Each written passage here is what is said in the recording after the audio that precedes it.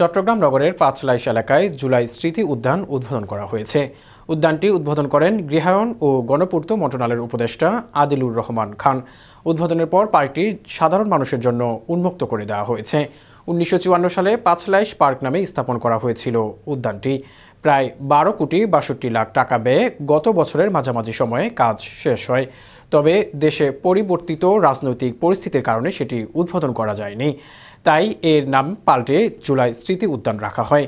উদ্বোধনের সময় আরও উপস্থিত ছিলেন city mayor doctor Shahadat Hossain, চট্টগ্রামের জেলা প্রশাসক ফরিদা খানম, সিডিএ চেয়ারম্যান প্রকৌশলী নুরুল করিম প্রমুখ। শহীদ হয়েছিলেন জুলাইয়ের গণ অভ্যুত্থানের সময়ে, তাদের স্মরণে একটা উড়াল সেতু, আমাদের এখানে ওয়াসিম আকরাম শহীদ হয়েছিলেন তার নামে উড়াল সেতু, এবং এখানে জুলাই স্মৃতি উদ্যান সমস্ত শহীদ যারা হয়েছিলেন জুলাইতে তাদের স্মরণে আমরা যেন এটাকে কাজে লাগাতে পারি। তাই এই 15.5 বছরের অন্যায়ের বিরুদ্ধে যারা সংগ্রাম করতে যে জীবন দিয়েছেন তাদেরকেও একই সঙ্গে স্মরণ করছি।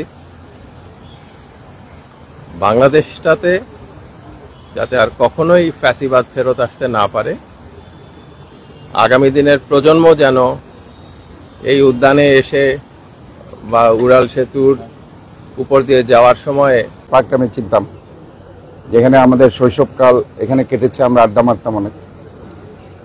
এটাতে আসলে হয়েছে কি, এক সময় এটাকে পার্ক হিসেবে চিনত সবাই। তো আজকে এটাকে যে নান্দনিকভাবে সাজানো হয়েছে, তো আমি মনে করি এটার দায়িত্ব আমাদেরকে নিতে হবে। আমরা যারা সিটি কর্পোরেশন আছে, জেলা প্রশাসনের ফরিদা খানম এখানে আছেন, পূর্ত মন্ত্রণালয়ের অধীনে সিডিএ আছেন, আমাদেরকে সার্বিকভাবে এটার দায়িত্ব নিতে হবে। আমরা মনে করি আপনারা দেখছেন আমরা কিন্তু একটার পর একটা কার্যক্রম চালিয়ে যাচ্ছি। আমাদের মাননীয় উপদেষ্টা এখানে উপস্থিত আছেন, মেয়র মহোদয় আছেন। যে চেতনা নিয়ে আমাদের এই জুলাই অভ্যুত্থানে এই চট্টগ্রামের 9 জন বীর শহীদ প্রাণ দিয়েছেন, নতুন একটা গণতন্ত্রের ইতিহাস লিখেছেন।